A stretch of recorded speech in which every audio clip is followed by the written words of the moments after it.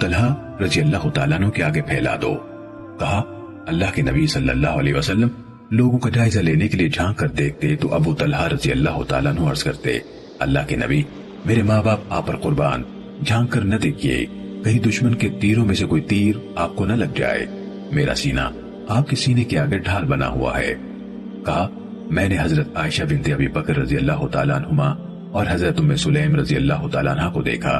ان دونوں نے اپنے کپڑے سمیٹے ہوئے تھے، میں ان کی پنڈلیوں کی پازیب دیکھ رہا تھا، وہ اپنی کمر پر مشکیزیں لے کر آتی تھیں، یعنی زخمیوں کو پانی پلاتے پلاتے ان کے منہ میں ان مشکوں کو خالی کرتی تھیں،